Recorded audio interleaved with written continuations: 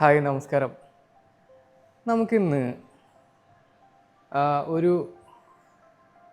Confusion ഒരുപാട് ഉള്ള ഒരു ടോപ്പിക്കിനെ കുറിച്ച് സംസാരിക്കാം. ഒരുപാട് ആൾക്കാർ ചോദിക്കുന്ന ഒരു ചോദ്യമാണ്, വെയിറ്റ് ലോസ് അല്ലെങ്കിൽ ഫാറ്റ് ലോസിന് ഏറ്റവും ബെസ്റ്റ് ആയിട്ടുള്ളത് കാർഡിയോ ചെയ്യുന്നതാണോ വെയിറ്റ് ട്രെയിനിങ് ചെയ്യുന്നതാണോ? നമുക്ക് ജിമ്മിൽ തന്നെ നോക്കിയാൽ കാണാൻ പറ്റും, കുറേ ആളുകൾ കണ്ടിന്യൂസ് ആയിട്ട് കാർഡിയോ, ട്രെഡ്മിൽ, സൈക്ലിങ് ഒക്കെ മാത്രം ചെയ്യുന്നത് കാണാൻ പറ്റും. അപ്പോൾ നമുക്കതിൻ്റെ ഒരു ക്ലാരിഫിക്കേഷൻ അല്ലെങ്കിൽ അറിയാവുന്ന കുറച്ച് കാര്യങ്ങൾ നമുക്ക് സംസാരിക്കാം. അപ്പോൾ കാർഡിയോയും വെയിറ്റ് ട്രെയിനിങ്ങും നല്ലതാണ്. ഓക്കെ, ഇതിൻ്റെ പർപ്പസ് രണ്ടായിട്ട് തന്നെ നമുക്ക് മനസ്സിലാക്കാം.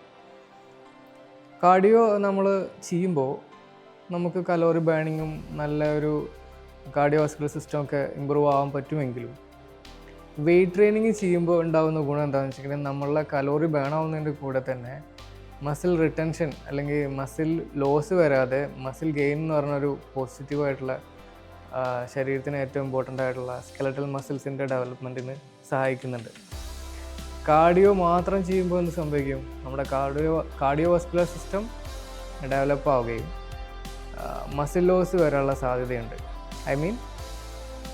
നിങ്ങളിത് മിക്സ് അല്ലാതെ ചെയ്യുകയാണെങ്കിൽ. അപ്പോൾ നമുക്കതിൽ ചെയ്യാൻ പറ്റുന്ന ഒരു കാര്യം, ഒരു ആഴ്ചയിലൊരു 4 അല്ലെങ്കിൽ 3 ഡേയ്സ് വെയിറ്റ് ട്രെയിനിങ് അല്ലെങ്കിൽ റെസിസ്റ്റൻറ്റ് ട്രെയിനിങ്. ഇതിപ്പോൾ നമുക്ക് ജിമ്മിൽ പോയിട്ട് ചെയ്യാം, അല്ലെങ്കിൽ നമ്മൾ റെസിസ്റ്റൻറ്റ് ബാൻഡ് വെച്ചിട്ട് വീട്ടിൽ ചെയ്യാം. വീട്ടിൽ നിന്ന് തന്നെ ചെയ്യാൻ പറ്റുന്ന ബോഡി വെയിറ്റ് ട്രെയിനിങ് ഉണ്ട്. Any kind of resistant training നിങ്ങൾ നിങ്ങളുടെ എക്സസൈസിൽ ഉൾപ്പെടുത്തുക.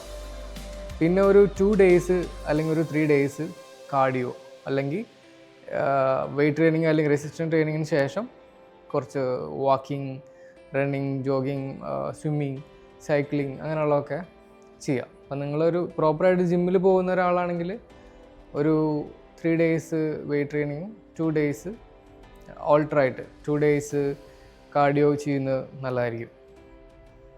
പിന്നെ ഭക്ഷണം വളരെ ഇമ്പോർട്ടൻ്റ് ആണ്. ഫുഡിൽ നിങ്ങൾ പ്രോപ്പറായിട്ട് പ്രോട്ടീൻ ഉൾപ്പെടുത്തുക. പ്രോട്ടീൻ പൗഡറാണ് പ്രോട്ടീൻ എന്ന് വിചാരിക്കരുത്. നമുക്ക് ചിക്കൻ, എഗ് അങ്ങനെയുള്ളതൊക്കെ യൂസ് ചെയ്യാം. അപ്പോൾ വെജിറ്റേറിയൻസിന് എന്ത് ചെയ്യാൻ പറ്റുമെന്ന് വെച്ചാൽ അവർക്ക് പ്ലാന്റ് ബേസ്ഡ് പ്രോട്ടീൻ എടുക്കാം ഒന്ന്. പിന്നെ പനീർ, തൈര്, പിന്നെ അങ്ങനെ കുറേ കാര്യങ്ങളുണ്ടല്ലോ, അതൊക്കെ യൂസ് ചെയ്യാൻ പറ്റും.